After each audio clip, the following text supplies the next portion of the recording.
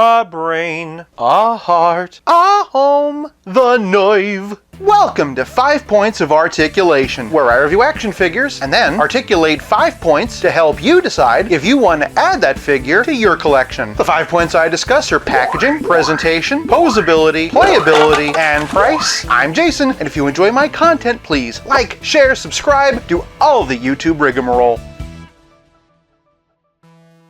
Today, we're taking a look at the DC Multiverse McFarlane Toys store exclusive Amber Edition Arkham Knight Scarecrow. Starting off with the packaging, we have our tried and true DC Multiverse window box. If I remembered that this came with a shiny gold label, I would have saved my crow brain joke from the Wonder Woman video. You know, because he's a scarecrow. And if you didn't know that, you can see it on the side. Barcode for no reason at all, because this is a McFarlane Toys store exclusive. And, another digital render. I'm just kidding, this is actually from the video game, so this is the one kind of instance where a digital render gets a pass. For packaging, I'm giving Scarecrow 1 whole point. Moving on to presentation, and 1 whole point. I know I need to actually go into detail, but I cannot begin to tell you how much I love this. Although I guess explaining why I love something or not is kind of my job, so... Okay, let's start over. Moving on to presentation, and Scarecrow stands at just under 7.5 inches. Full disclosure, I have not played Arkham Knight, but in preparation for this review, I did watch the Scarecrow's cutscenes. It really helped me to appreciate this version of the character. It's worth noting this is the gold label Amber version. His color scheme in the game is more blackish gray. If you look closely, you can see the skull mouth behind the stitches, gas masks on the side, and lots of incredible burlap and stitchwork detail throughout. That stitchwork can be seen all over the body. At a glance, and it actually looks painted, but it isn't. But that's not to say that there isn't a lot of painted detail here. Scarecrow's harness is covered in black and orange paint for all of his fear toxin vials. There's also some painted detail in the noose. In fact, there's all sorts of detail hidden all over the figure. There's pouches and buckles, stitches and straps. Also a lot of great work on this apparatus that he wears. The needle finger suggests to me that somebody was a fan of Nightmare on Elm Street 3, and all these hoses and tubes create a lot of really cool layering. Speaking of layering, one of my favorite parts of this figure is the leg brace. We'll talk about it more during posability, but it really does add something. More tubes and straps running down his legs, and some very well detailed shoes. Flipping him around, we can see another canister of fear toxin on the back, and with it, more hoses. This Scarecrow is grotesquely gorgeous. In terms of sculpted and painted detail, this figure is more than gold label, it's gold standard. For presentation, I'm giving this Scarecrow 1 whole point. Moving on to posability, and that's not this figure's strongest point, but as we'll see, that actually makes sense. From the top in Dr. Crane's head's on a dumbbell joint. That said, he can't look up and he can't look down. He does get the slightest amount of tilt, and all the way around. Also, despite the limited range, his head is honestly kind of loose. And speaking of loose, the noose is a floating piece and you can move that around as well. Moving on down, and Scarecrow has swivel hinge shoulders that raise up 90 degrees, no rotator cuff, but they do float around a bit. While we're here, he does have bicep swivel, double jointed elbows, which despite this tube are not impeded whatsoever. He also has the new and improved McFarlane wrist balls. They can swivel and hinge. Shifting to the torso, and it sure does look nice. Near as I can tell, this is 2 different rubber overlays. This piece up here, and this piece going up under it. He can get a bit of twist side to side. Again, the hoses are all nice and soft, and to be honest, he can move a bit back, but not so much front. And although he can move side to side, he doesn't really hold it. But of course, with all of this in the way, it is kind of understandable. Below the waist, and Scarecrow has the typical McFarlane hips. He can kick forward this far, and do a perfect split despite the coat. Bit of swivel, but not as much. And that's where we kind of have to talk about the elephant in the room, this leg brace. I know I touched on it already during presentation, but this is really well executed. Hinges perfectly with his knee. That said, this is only a single jointed one. But to be honest, if he needs a leg brace, the fact that the range is a bit limited does make sense. And the other one's double jointed, which again does make sense because this one's a bit more ambulatory. He does get toe articulation on both sides, but again, because of the leg brace, this side can only hinge. His right foot, however, can swivel, hinge, and pivot. What I really love about the articulation of this figure is how intentional and well thought out it is. Things like factoring in the leg brace or the vest took a lot of effort, and I really appreciate it. Because he is a little bit less articulated than usual, I think the temptation would be to give him a lower score, but in this case it was on purpose, and it works. For posability, I'm giving Scarecrow 1 whole point. Before we continue, if you like the video, do me a favor and give it a like. I put a lot of love into my videos, and your likes really do help more people to see them. Moving on to playability, and Scarecrow comes with a trading card and a figure stand. Pause here if you want to read it. He also comes with,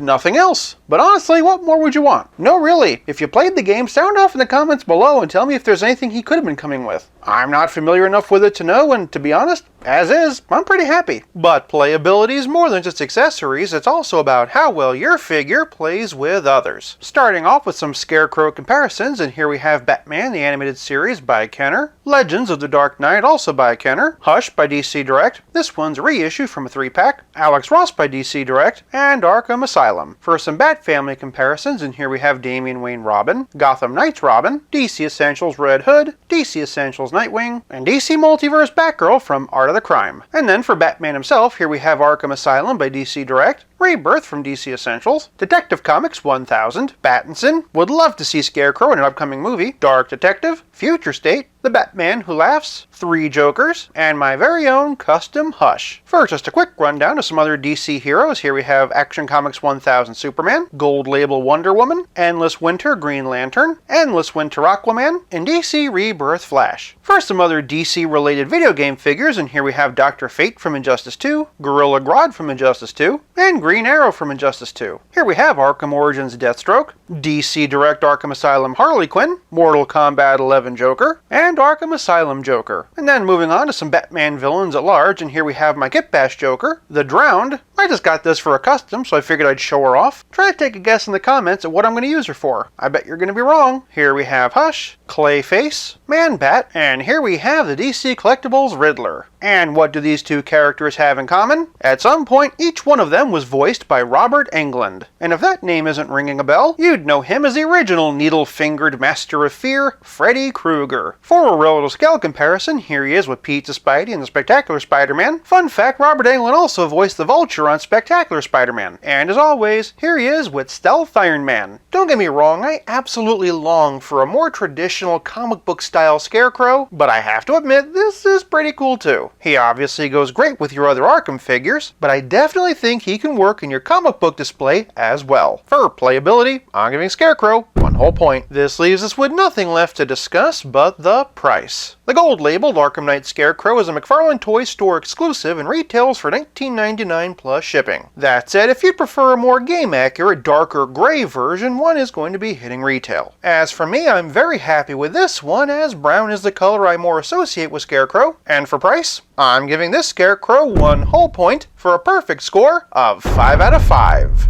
For more Batman villain videos, check out this Hush Versus, or check out this one on the Man-Bat Megafig. Thank you so much for watching. I'll be back again real soon, but until then, play nice and have fun.